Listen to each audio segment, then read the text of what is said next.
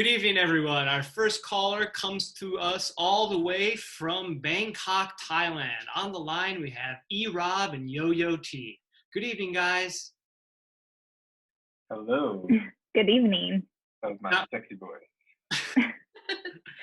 Now, you don't live in Thailand year-round, do you? Can you tell us a little bit about how you got there? Sure. Well, currently we live here because we're locked out, but we got here originally in end of January. We were vacationing in Myanmar when everything went down. And our original plan was not to come here straight from there. We had originally planned to go back to Guangzhou, but when we were waiting in the airport for our flight, it kept getting delayed and delayed and delayed, and no one was really kind of telling us what was happening until finally about 2 hours after our original flight time, someone came and announced that the plane was there, but there was someone who was infected on the plane, and so they wouldn't allow anyone off and into Myanmar. And so what happened was they asked us if we still wanted to go back to China on that flight. And you can imagine we were saying, no, we don't. We want to cancel our flight. Please cancel us. And so they're like, okay, sure. But they did send about 30, 40 people back on that flight that no one deboarded from, and they did not disinfect the flight. So pretty much everyone that was on there with the person who was sick was still on there. And so when someone was infected on our flight coming in and they wouldn't let anyone deboard, my luggage got stuck. And so we had to wait around in Myanmar until my luggage could be brought back from Guangzhou to Myanmar. And we kind of made a decision right there that we wouldn't try to get back in because we just didn't know. There was too much uncertainty at that time. And at that time, there was the level 4 advisory or U.S. advisory about travel in China, and people who we knew there were getting calls from the U.S. consulate telling them to leave. So we were kind of unsure about that. And so when we were in Myanmar, we waited for my luggage to come. And then the same day that my luggage came, we booked a flight within a couple hours to Bangkok. So we got my luggage literally an hour before we left for the airport again. And then went back to the airport and flew into Bangkok, where we knew some of our colleagues were here already. And we're just gonna start the 2-week, period of closure that happened. Once we started getting towards the end of our 30-day stay in Bangkok, initially in February, we booked a trip to Bali because we were supposed to have a spring break the week of, I think, like March 9th, 10th, whatever that week was. We're like, oh, if we're going to be somewhere for spring break, we would like to be in Bali. So we booked 3 weeks there because we had to leave the country anyways. And we booked a return flight back because I figured it would be cheaper to fly from Bangkok to Guangzhou. And so we were there for 3 weeks. And I think it was even before that time period where we got or maybe when we were there, we got another word about another extension date. And so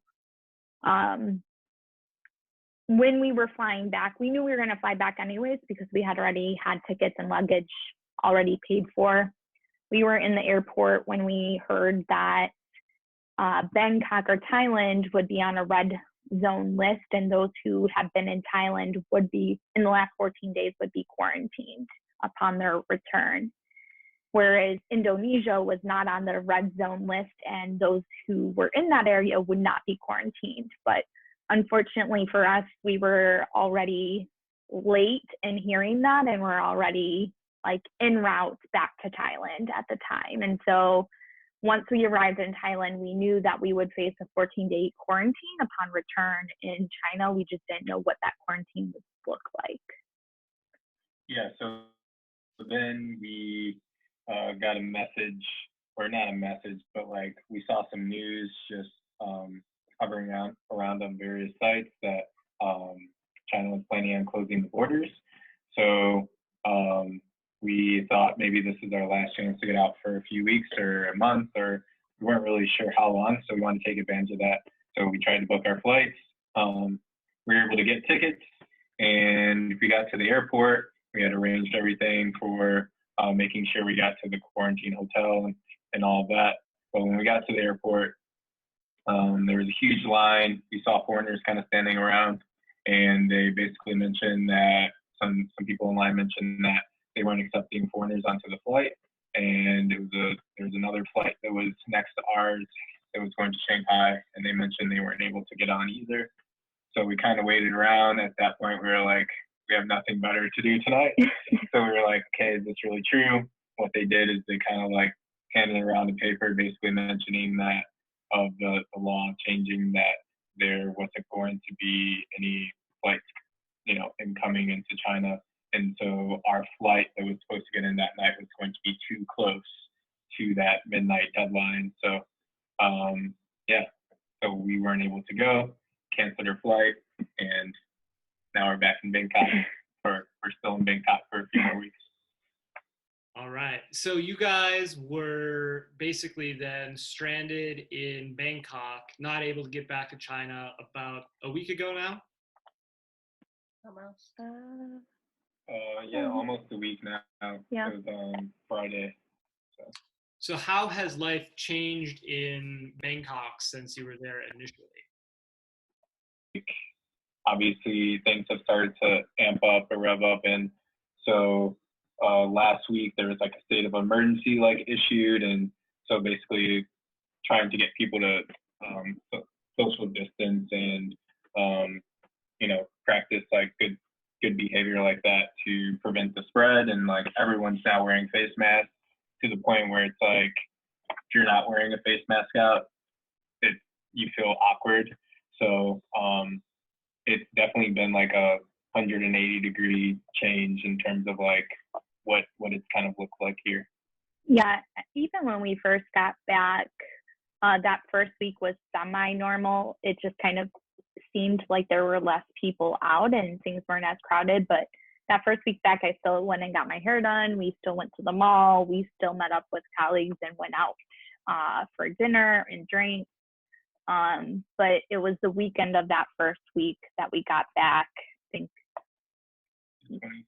22nd, that things end of that week that things started to close. They closed down